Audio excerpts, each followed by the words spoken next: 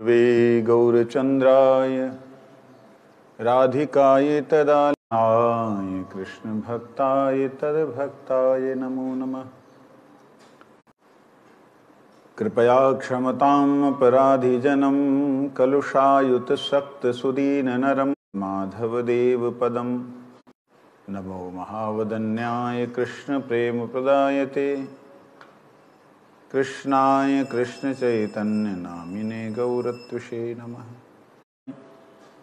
वृषभानुसुते वृन्दायै तुलसीदेव्यै प्रियायै केशवस्य च कृष्ण भक्ति प्रदे देवी सत्यवत्यै नमो नमः। श्री कृष्ण चैतन्य प्रभु नित्यानंद श्री अद्वैत गदाधर शिवासादि गौर भक्त वृंद। हरे कृष्ण कृष्ण कृष्ण हरे हरे हरे राम राम राम हरे हरे।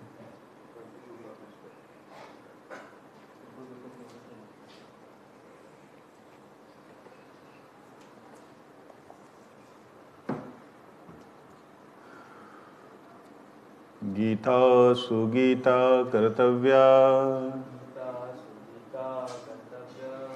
किमन्य शास्त्र विस्तरे या स्वयं पद्मनाभस्य मुखपद्मात् विनिसृता सर्व उपनिषदो गावो दुग्धा गोपाल नंदना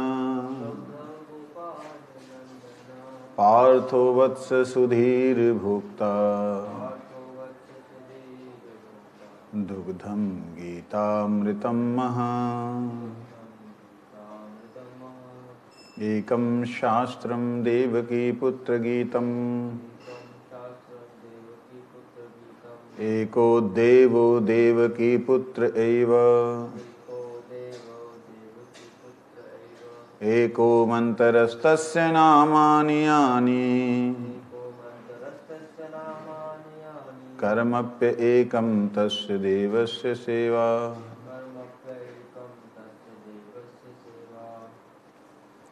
16वां अध्याय।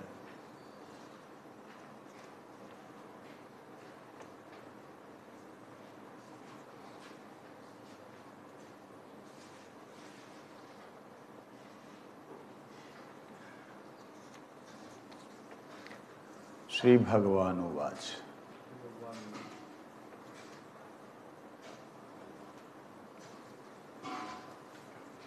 अभयं सत्त्वसंशुद्धिर्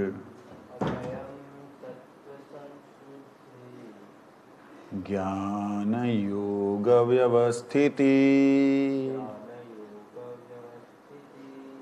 दानं दमश्च यज्ञश्च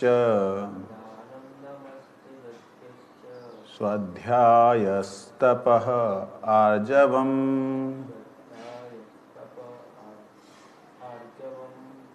अहिंसा सत्यं क्रोधस्त्याग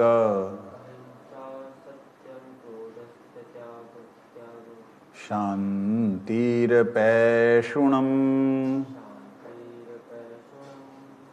दया भूतेष्वलोलुप्त्वम्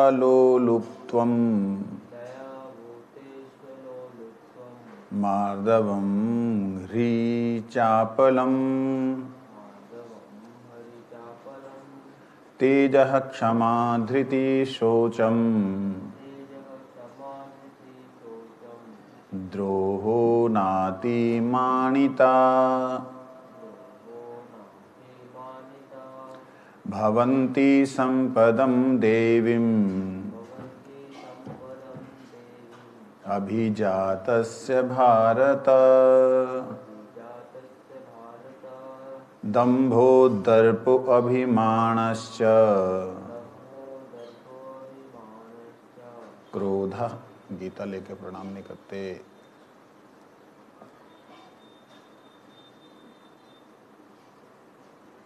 16वें अध्याय का 4था श्लोक। दंभो दर्पो अभिमानश्च क्रोध पारुषमेव च अज्ञानं जातस्य पार्थ संपदम् आसुरीम् देवी संपद विमोक्षाय निबंधाय आसुरीमता मासुचः संपदं देवीम् अभिजातो असि पांडव द्वौ भूतसर्गो लोके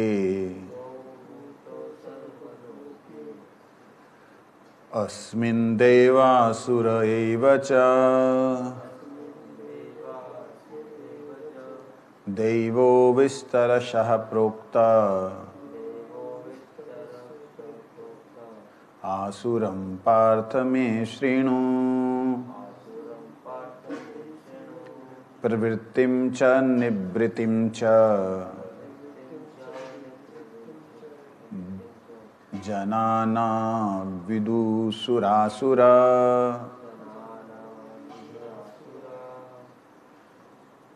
विदुसुरासुरा विदुर विदुर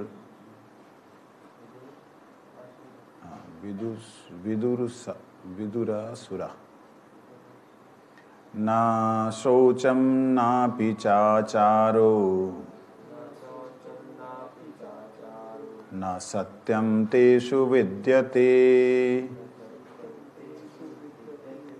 असत्यम् अप्रतिष्ठं ते जो बीच में कोई शब्द के दो शब्दों के बीच में अगर म पूरा है तो उसको पहले वाले के साथ में म, दूसरे वाले के साथ में अ। जैसे इसमें है असत्यम प्रतिष्ठम, है ना, तो असत्यम प्रतिष्ठम अ बोला जा सकता, संधि विच्छेद में आ जाएगा, लेकिन ऐसे बोल सकते असत्यम प्रतिष्ठम ते, तो माँ अप्रतिष्ठम अप्रतिष्ठम ऐसे चलता। असत्यम प्रतिष्ठम ते जगदाहुरीश्वर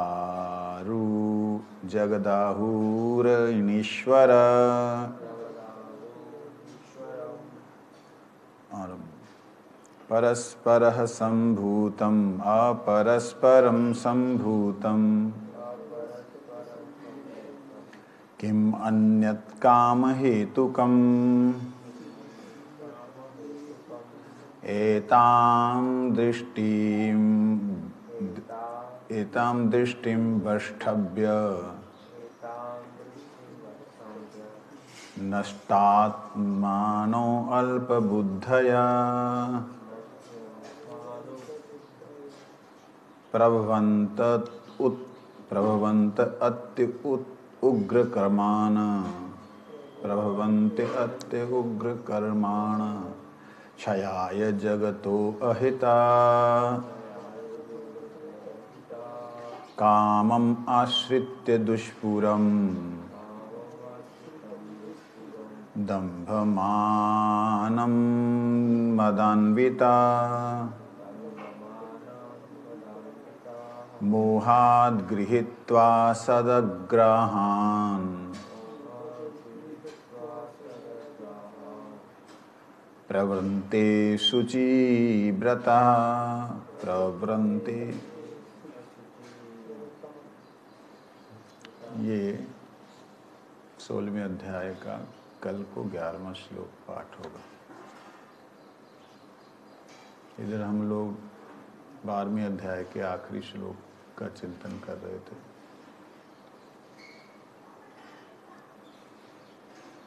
भगवान किसे कहते मेरा प्रिय है, ये बात हम लोग वास्तविकता में भगवान को चाहते हैं कि नहीं, इससे पता लगता है। अगर चाहते हैं तो हम ये ना देखें कि कौन दूसरा जो है ऐसा है, मेरी तरह कौन दूसरा है। नहीं लगे समझ? जैसे मेरे अंदर क्रोध आता है, दूसरे के तो अंदर आता है, ये ना देखें। अगर हम चाहते हैं कि भगवान जी हमसे प्रेम करें, जहाँ गुरुदेव का हमको अनुभव हो और उनका प्रेम हमें प्राप्त हो, तो हमें ये नहीं देखना है कि मैं तो ऐसा कर रहा हूँ, फलाना ऐसा क्यों कर रहा है, ये नहीं आना चाहिए। यहाँ भगवान सामने सामने बोलते हैं, यो न हृष्यति ना द्वेष्टि ना शोचति ना आकांक्षति शुभा अशुभ परित्यागी भक्ति मान्य सा में प्रिय। भक्तिमान कौन है? अरे हमसे नहीं होता, इतना कुछ नहीं हम तो होता हमसे, बस हमको गुरुजी ने हरि नाम दे रखा, संध्या वंदन कर रहे हैं, बस ठीक है, और नहीं होता। ये ऐसे कौन कर सकता है? ठीक है, तो जो आप कर रहे हैं वो साधन है, उसमें बेकार नहीं है। लेकिन जो प्रिय भगवान बोलते हैं ना, ये मेरा प्रिय है, उसके यहाँ पे भगवान ने वो दे रखी है डिग्री या थर्मामीटर दे रखा कि कौन है, अपने आप में देख ले। अगर आप, यदि ये मेरे अंदर ये सारी चीज़ें आ रही हैं तो मैं भगवान का प्रिय बन रहा हूँ। लोगों को नज़र नहीं आ रही, लेकिन मैं हृदय से अगर ऐसा हूँ, ना हरिष्यति ना द्वेष्टि। कुछ मिल गया, किसी ने कुछ दे दिया, उसके पीछे प्रशंसा करने के लिए लग गए कि वाह प्रभु जी, उससे पहले उनसे बात भी नहीं।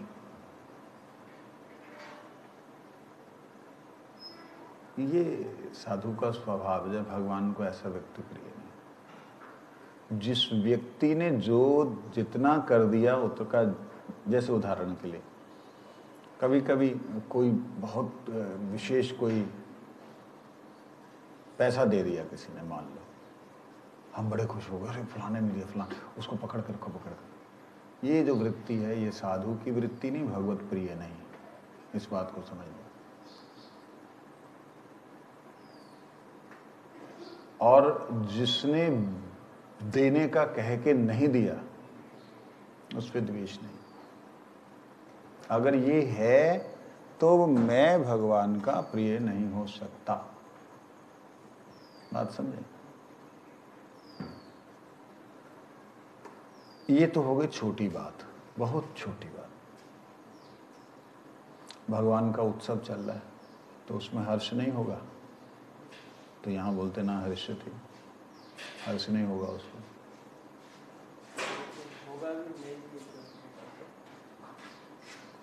इसका मतलब है संसार के, शरीर के, संसार और शरीर के जितने सुख हैं वो प्राप्त होने से हर्ष नहीं होगा।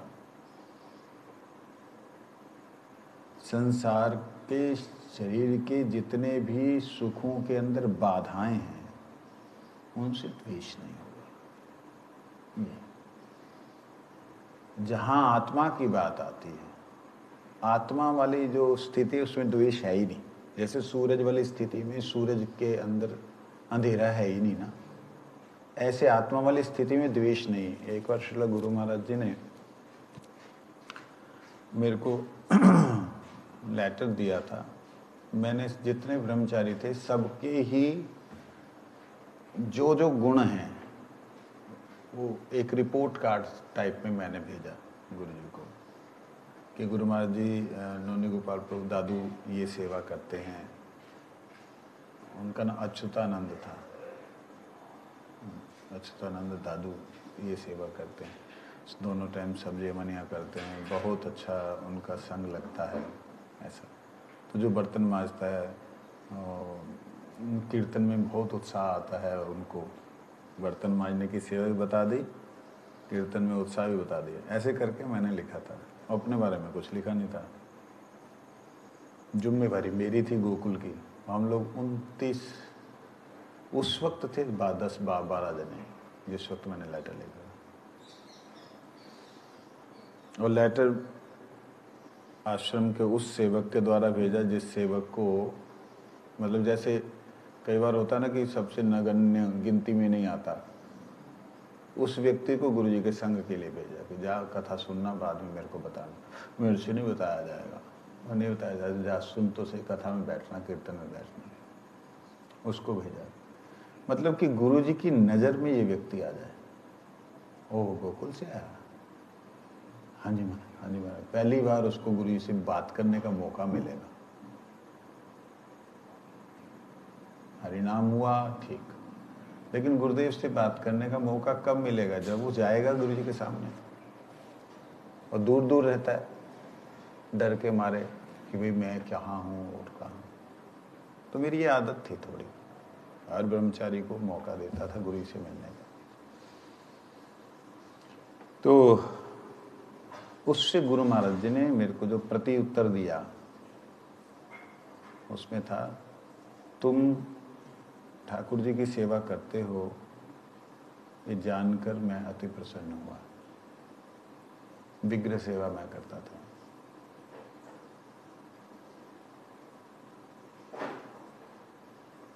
अति प्रसन्न हुआ।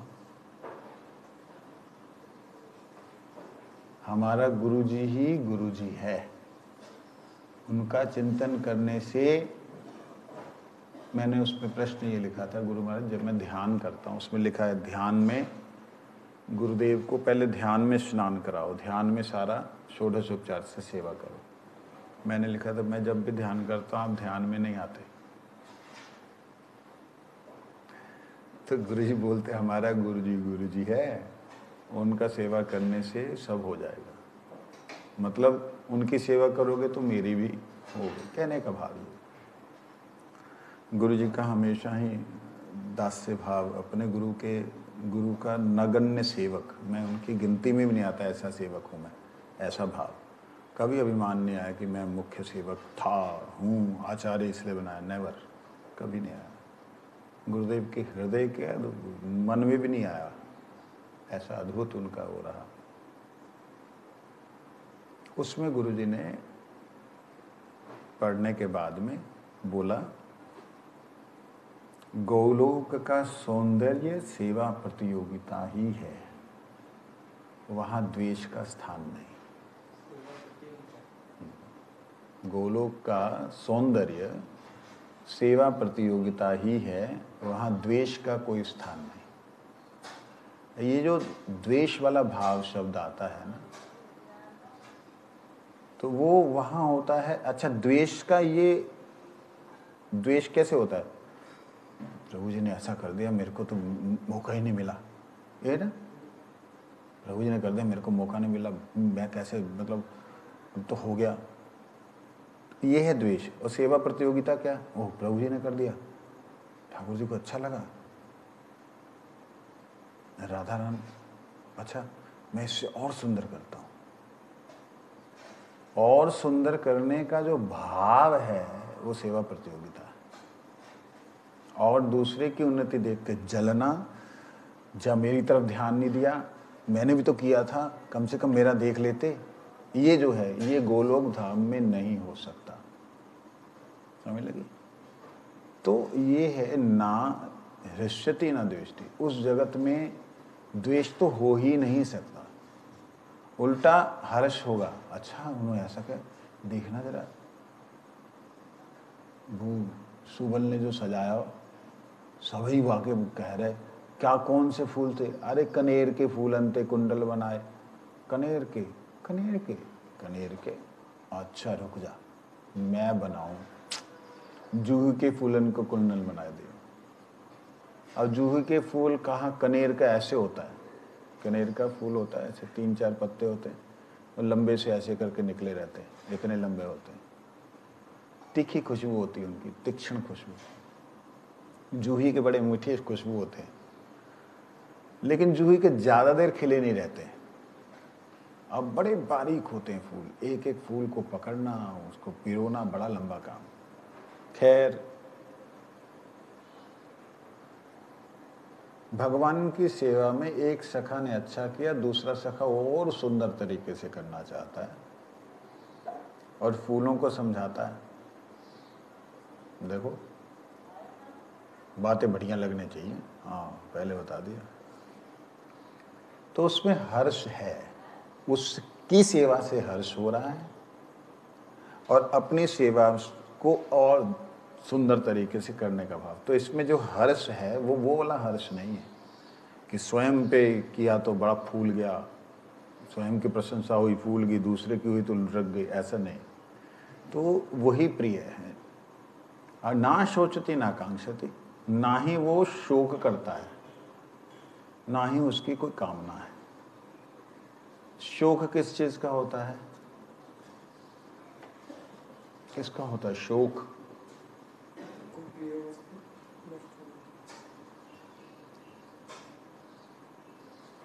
शोक होता है जो वस्तु जिसको हम प्रेम करते थे वो वस्तु हमसे बिछुड़ जाए या नष्ट हो जाए, होता है शोक। मोह कब होता है? मोह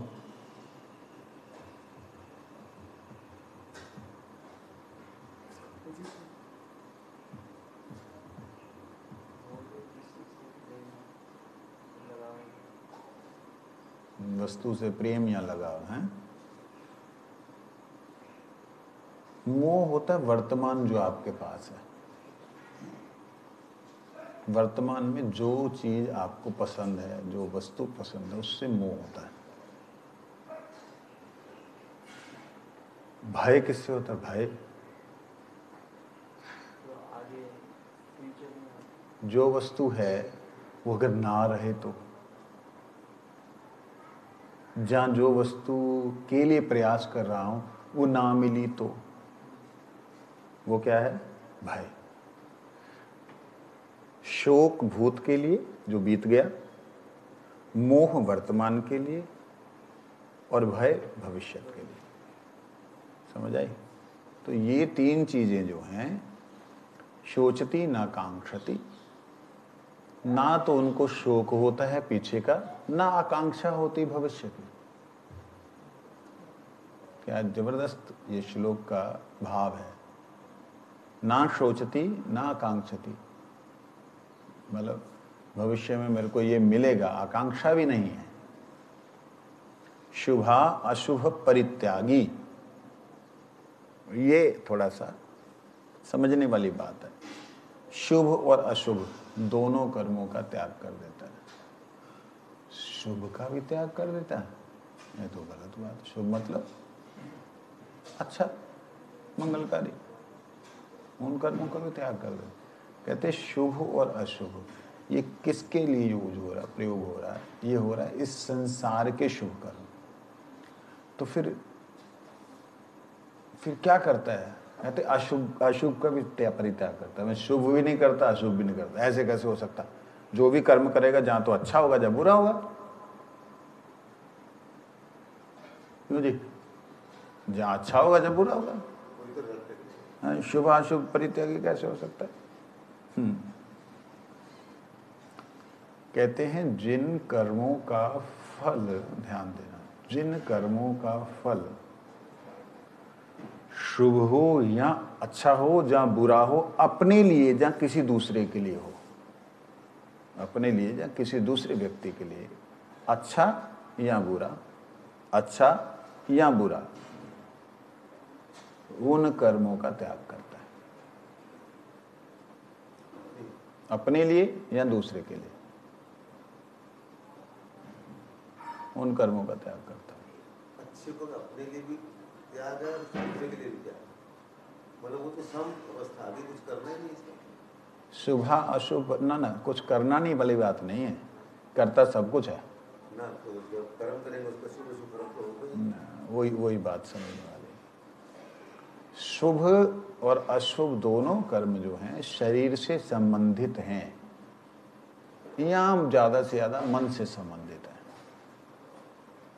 शरीर से संबंधित कर्म जो हैं शरीर के रहते रहते सुख और दुख का अनुभव कराते हैं, शुभ और अशुभ।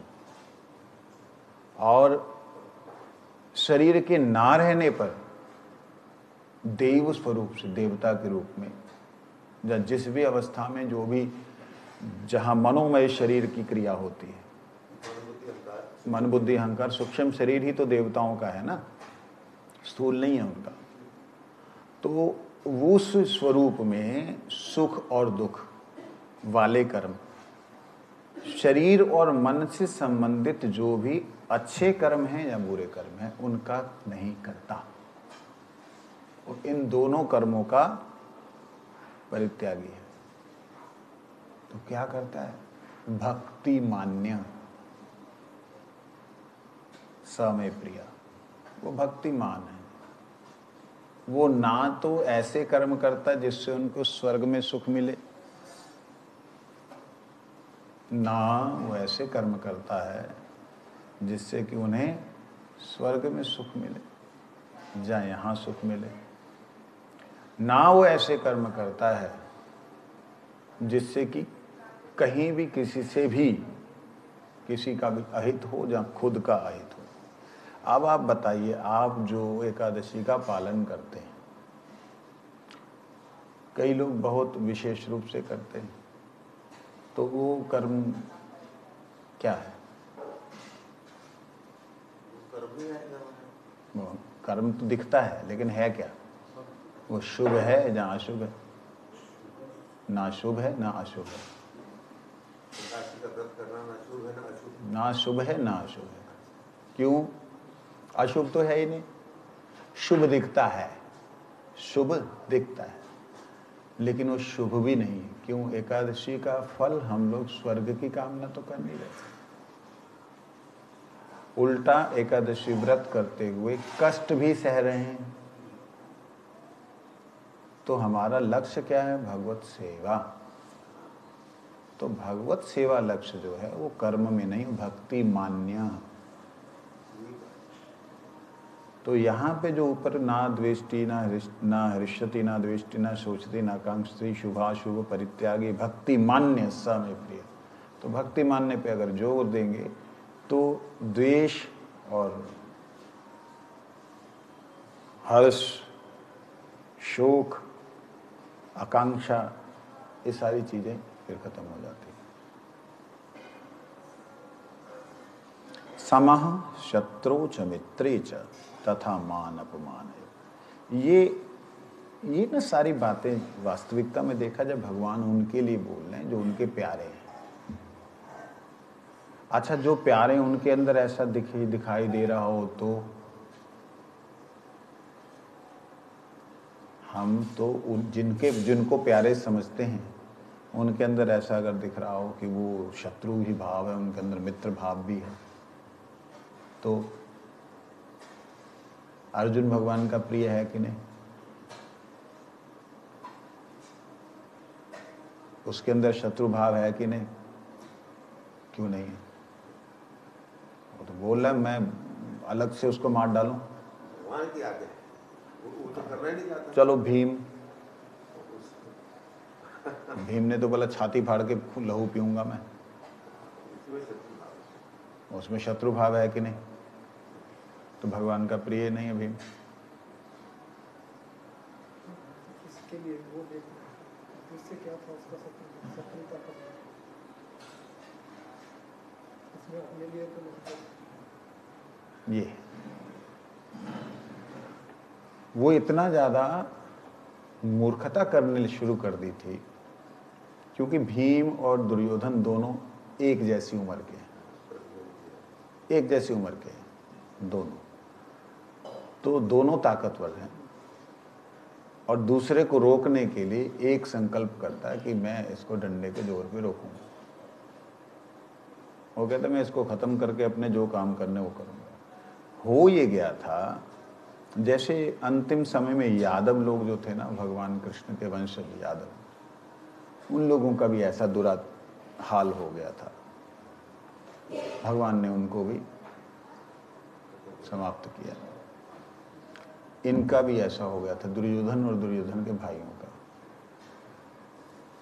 इनका क्या हो गया था, जब इनका जी चाहता जो भी इन्हें अच्छा लगता वो इनका है, इनके राजसभा में होना चाहिए, या इनके राजमहल में होना चाहिए, या इनके कमरे में होना चाहिए। इस तरह की खुली खुली शुरू हो गए थे। दुर्योधन, दुशासन, ये सब दूर दूर वाले जितने थे शुरू हो गए थे। समझ लगे?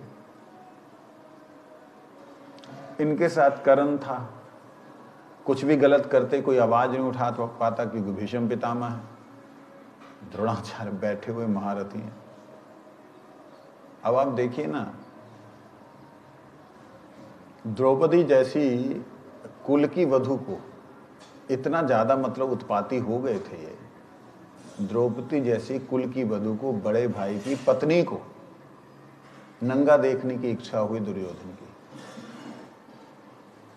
ऐसा नहीं है कि स्त्री के कारण ही लड़ाई होती ना, ये बात नहीं कहते। नहीं, अगर वो अंधे का बेटा अंधा होता, ऐसा नहीं बोलती तो ये युद्ध नहीं होता, गलत बात।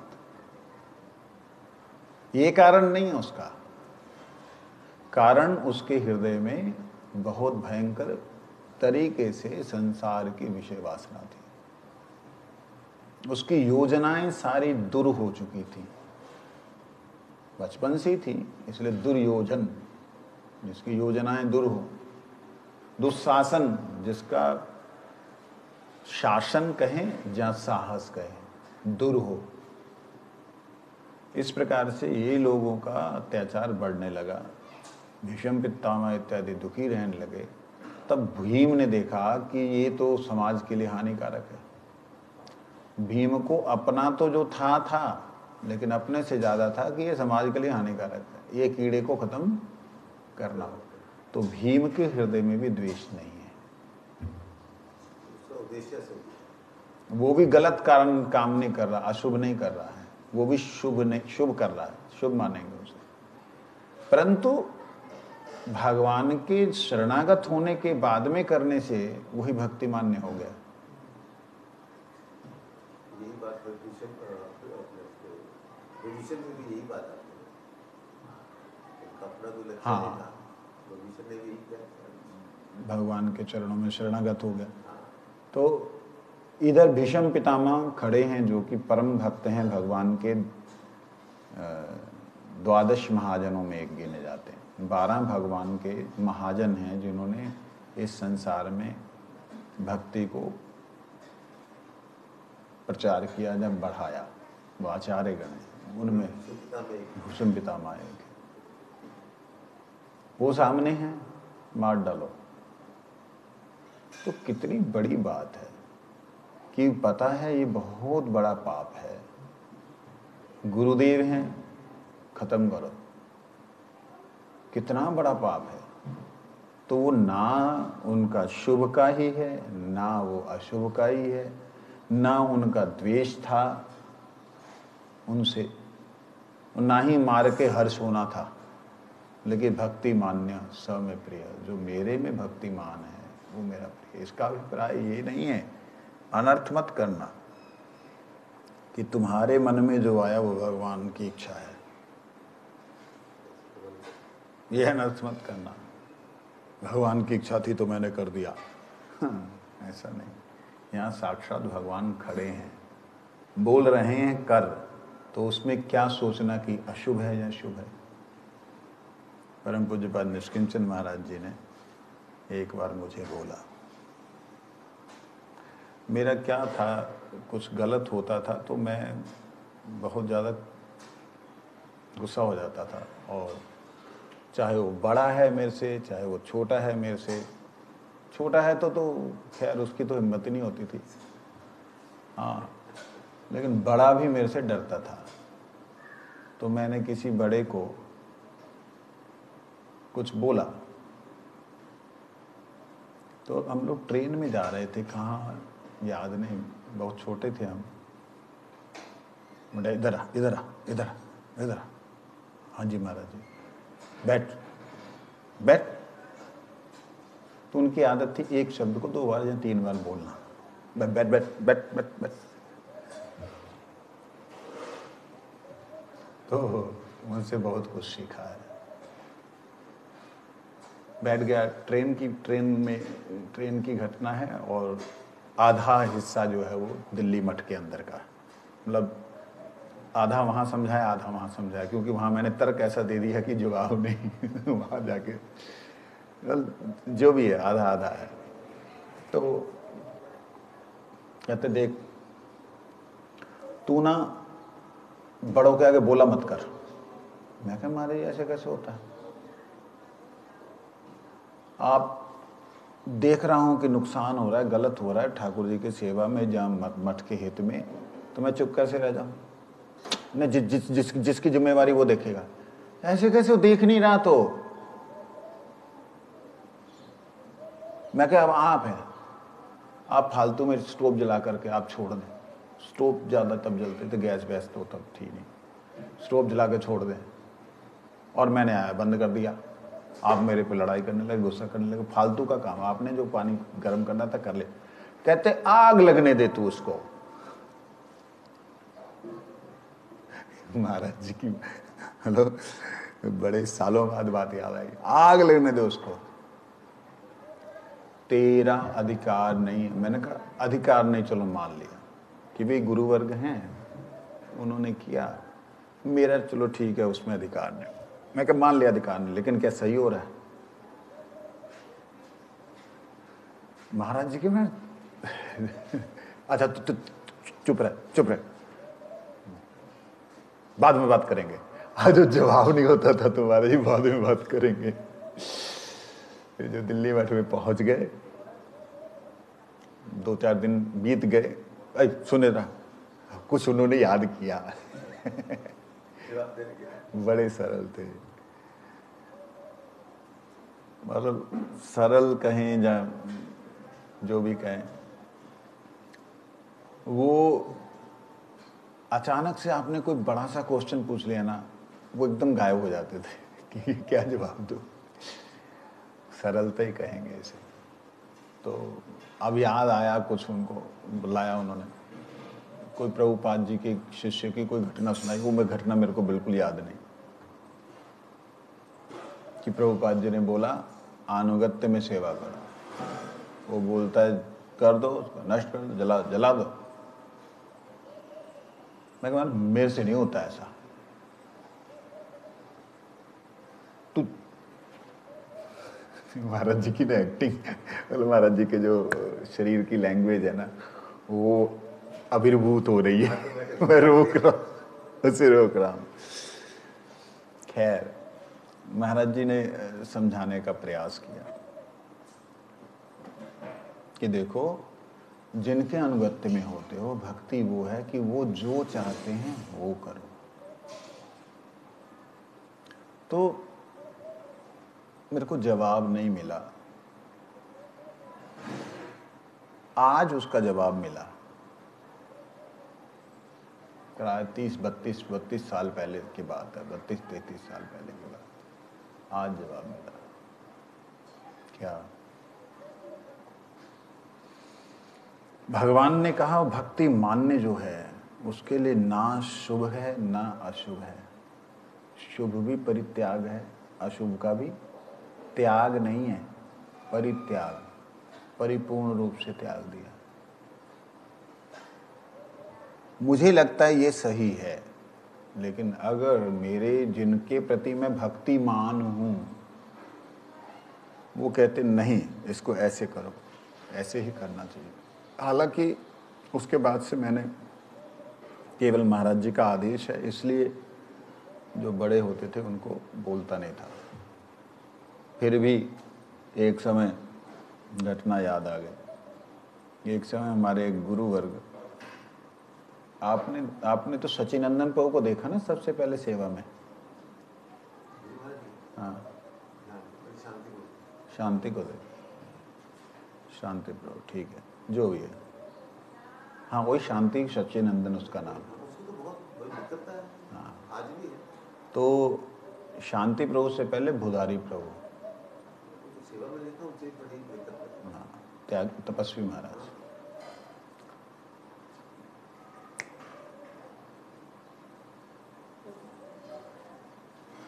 तपस्वी महाराज, उन्होंने हो सकता है किसी के लिए रखा हो, तो मैं अपने एक रिजाई, जब मैं गोकुल में शिफ्ट हुआ 92 में, तो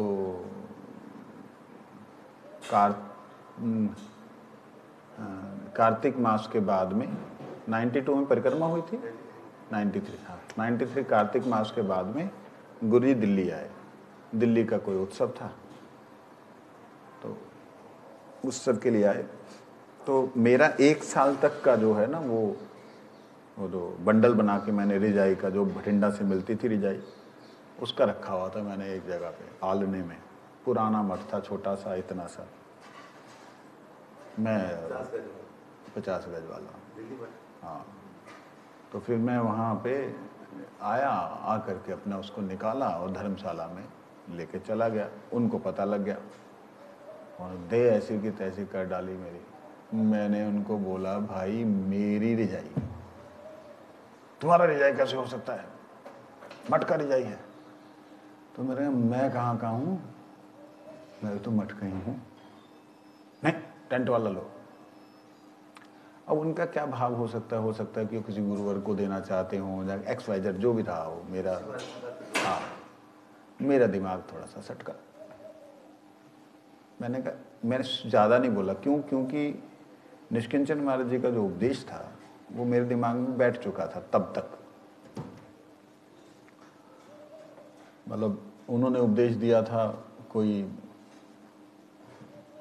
90 के दशक में, 90 में, 3 साल के अंदर वो बैठ चुका था मेरे दिमाग में। मेरे को ये था कि मेरे को क्या लेना देना। तो 90 में लिया था मठ, कितने में, 91 में लिया, 90 91 में, हाँ 91 में लिया होगा, जो भी है। तो वो 1-2 साल के अंदर दिमाग में बैठ चुका था। तो मैंने उनसे सिर्फ इतनी सी बात कही, मैं कोई ज़्यादा लड़ाई नहीं की, भाई ले जाओ क्या करें, जो भी है। उन्होंने लिया भी नहीं, डर के मारे से कहो क्या बोलो। मैंने कहा, देखिए आपके इसी स्वभाव के कारण आपके पास एक भी नहीं टिकता। मेरे पास देखो गोकुल में 10-12 लोग थे तब। इस प्रकार से जब बोला तो उनको खराब लगा।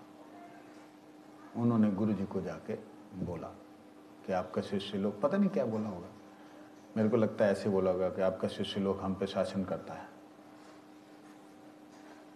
अब क्या घटना घटी वो नहीं बताई होगी, ठीक है। और गुरु महाराज जी ने बुलाया, किसको भेजा पता नहीं, सुखदेव जी को भेजा या किसको, कि जाओ उसको बुलाओ। मैं नीचे आया, मैंने प्रणाम किया लेट करके। जैसे ही मैं उठा, हमारा गुरु भाई पर शासन नहीं करना, अपना जो है उस पर, मतलब अपने गुरु भाई पे कर लो। अपना जब उनको देखो, जो अपना लोग जो है उनको फिर बोलते हैं अपना चरखा में तेल दो। अपने चरखे में तेल दो, दूसरे के चरखे में तेल डालने की कोई जरूरत नहीं। नहीं, मतलब गुरु जी को नहीं अच्छा लगा, भाई तुम गुरु वर्गों पे क्यों बोलोगे। गुरुदेव के शब्द जो थे अभी तक हैं, हमारा गुरु भाई को शासन नहीं करना, मतलब उनके ऊपर। और फिर बोले वो हमारा गुरु जी देखेगा और वो लोग देखेगा, वो लोग जो मतलब खुद वो लोग देखेंगे, ये शब्द उनके थे। मैंने कोई भी सवाल नहीं किया, जवाब नहीं किया। मैं ठीक है, एकदम गुरु जी नरम हो गए। फिर मठ में रहने से सब बहुत कुछ होता है, उसको हृदय में नहीं लगाना, मैंने कुछ नहीं बोला कि मेरे ये रिजाई थी, वो फलाना था, ठिकाना था। मैं क्या जरूरत है, मेरे को इतना सुख हुआ ना, श्रीमद् भगवत गीता मेरे सामने हाथ रख के बता रहा हूँ, वो सुख का अनुभव बतला रहा हूँ। इतना सुख मेरे को गुरु जी ने अपना समझा, कुछ पूछा भी नहीं। अगर वो मेरे को अपना नहीं समझते तो पूछते क्या बात हुई। क्या घटना हुई। मतलब मैं श्रीमद् भगवद गीता साक्षात भगवान श्री कृष्ण के श्री चरण मुखारविंद की वाणी है। आज मैं वो सुख की बात बतला रहा हूँ जो मुझे उस वक्त हुआ था, और मैंने शायद वो सुख की बात किसी को नहीं बोली, आज वो मैं बोल रहा हूँ। मेरे को ये लगा कि गुरुदेव ने मुझे, गुरुजी ने कितना अपना समझा कि कोई पूछा भी नहीं क्या घटना घटी और डांट दिया। मैं ऊपर आया, मैं साष्टांग लेट के, महाराज जी माफ कर देना, मुझको क्षमा कर देना, आप रिजाई ले लीजिए। गुरुजी ने किसी और से पूछा कि घटना क्या थी, ध्यान देना, किसी और से पूछा कि घटना क्या थी। उन्होंने बतलाया कि घटना ये थी। गुरुजी ने कहा कि आज से मठवासी जितने भी हैं उनकी रिजाई अलग रखो, हम देगा उसका खर्चा। मतलब same day it's not happen. उस घटना के बाद में दिल्ली मठ में अलग से रिजाई, अलग से कपड़े, अलग से चादरें रखनी शुरू हुई। तब से हम लोग भी अलग रखते हैं साधुओं के लिए कंबल वगैरह जो है। कोई आ जाता सन्यासी ब्रह्मचारी तो पूरी महाराज जी शुरू से रखते थे।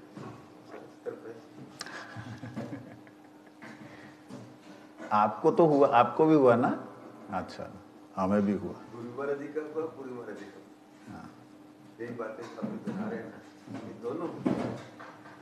तो इसलिए हमें ये देखना चाहिए, मान अपमान, शत्रु मित्र। मेरा इस जगत में कोई शत्रु नहीं है। इस शत्रु और मित्र के भाव से निकले हुए थे।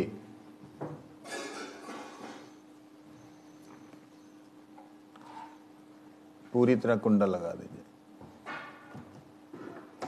शत्रु और मित्र भाव से निकले हुए थे। कौन लोग निकले थे? जो भगवान के प्रिय हैं। लेकिन देखा गया, मारा गया, अपमान हुआ तो वहां से बिदक के चले गए। ऋषि लोगों का ऐसा दिखाई दिया। अपने अपमान के लिए नहीं, भगवान के अपमान के लिए गुरुदेव को आवेश में भी देखा है हमने।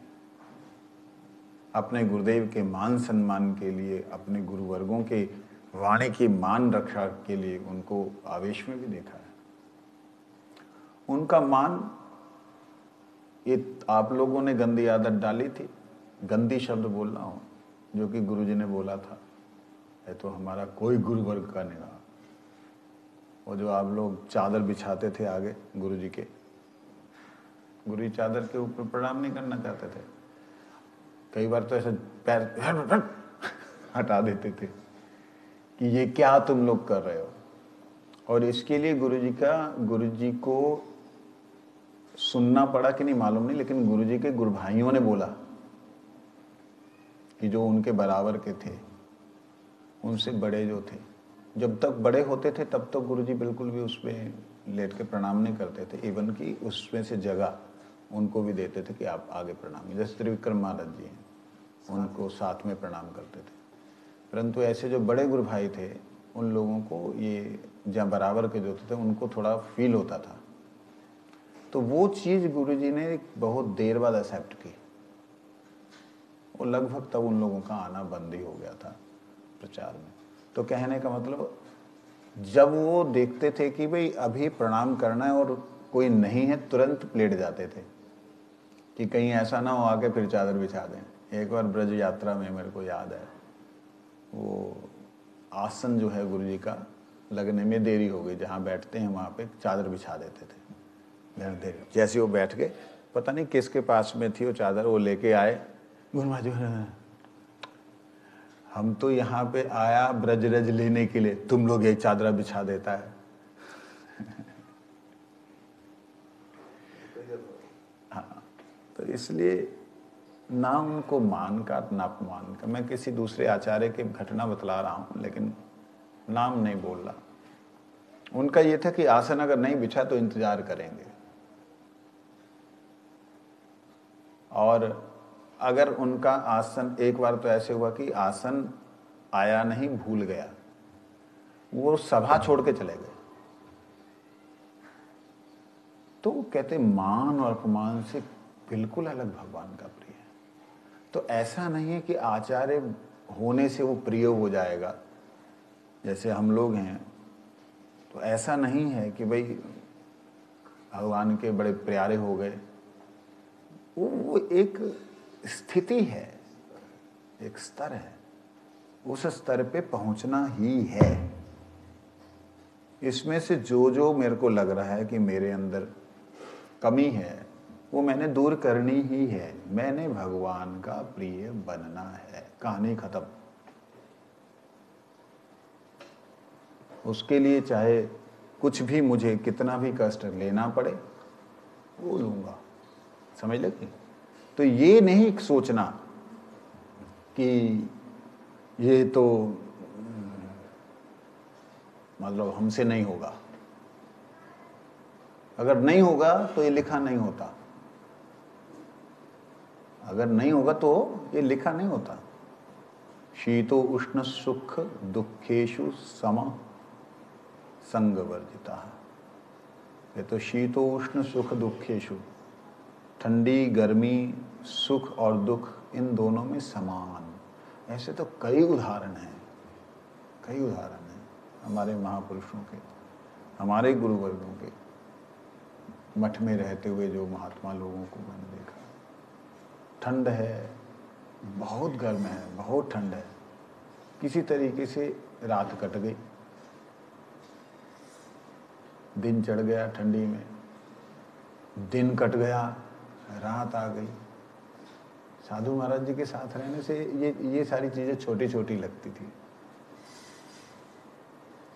इतनी गर्मी, हे परमात्मा, हमने अपने जीवन में, बचपन की बात है, इतनी गर्मी नहीं देखी। ये बात है 88-89 की। प्रभु जी, पंखा चलता नहीं था उस समय, बत्ती होती थी ना, ये बत्ती ऐसे जलती मोमबत्ती की तरह। तो जो डबल फेस होता था उसको लगाने से, डबल फेस से तो उड़ जाएगा ना सब कुछ, डबल फेस लगाने से तब पंखा चलता था।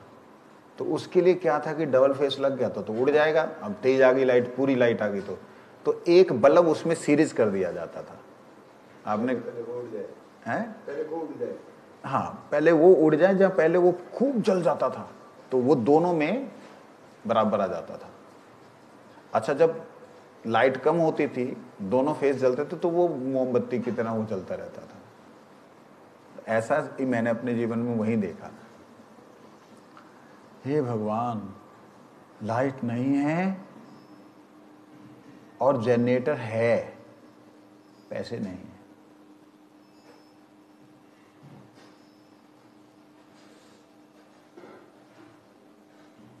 ऐसी स्थिति में हम लोगों ने वो देखा है। तो क्या करेंगे? देखो, 1 घंटा जो है, 2 घंटा ठाकुर जी के लिए तो चलाना पड़ेगा। ठाकुर जी के लिए, ठाकुर जी का तो ऊपर इतना ऊंचा था तो वो ठंडा ही रहता था अंदर कमरा। ठाकुर जी, हमारी छत नीचे, हम सब फिर क्या करते, हॉल के अंदर आ जाते। मोटी, इतनी मोटी दरी, उसको पूरा पानी से भिगो दिया। इतनी पतली सी चादर, उसको पानी से भिगो दिया। चादर ऊपर ली और उसके नीचे सो घुस गए और ऊपर से जनरेटर चला करके पंखा चला। मतलब 1 घंटा जनरेटर हमारे यहाँ चलना, वो भी मेरे कहने पर। मतलब मैं कहा, महाराज चिंता नहीं करो, कहीं ना कहीं से जुगाड़ हो जाएगा, बचा लो लोगों को।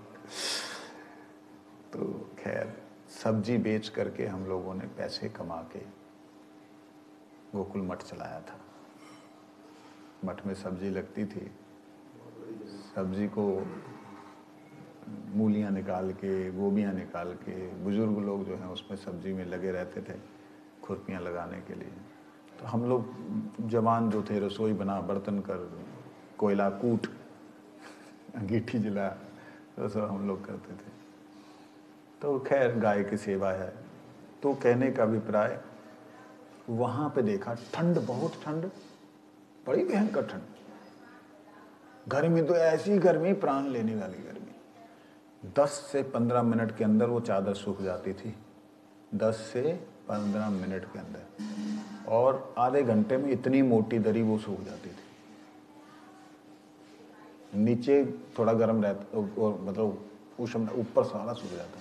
इतनी हालत थी उस समय। टेम्परेचर मेरे को याद नहीं, मैक्सिमम टेम्परेचर था 50 डिग्री से थोड़ा सा ऊपर था। तो बात है कि उनके साथ रहने से शरीर को एक अभ्यास बन गया कि गर्मी अगर है, बहुत गर्मी है, तो हल्की सी भी हवा चली तो ये सोच लिया वाह कूलर चल पड़ा। तो ऐसे महापुरुषों को हमने उनके संग में रह के देखा, नोट अपने संग में, उनके संग में रह के देखा। वो समहा समान संग विवर्जिता, वो ना सुख का साथ में है, ना दुख के साथ में है, ना गर्मी के साथ में है, ना ठंडी के साथ में है, ना शत्रु के साथ, ना मित्र के साथ, ना मान में है, ना अपमान में है। कहते हैं वो क्या है, संग विवर्जिता। इन सब के संग से वर्जित नहीं, विवर्जिता, पूरी तरह अलग है। 2 श्लोक और हैं, इनको कल को पाठ करेंगे 12वें अध्याय के आखिरी 2 श्लोक। हरे हरे नाम कृष्ण यादवाय नमः।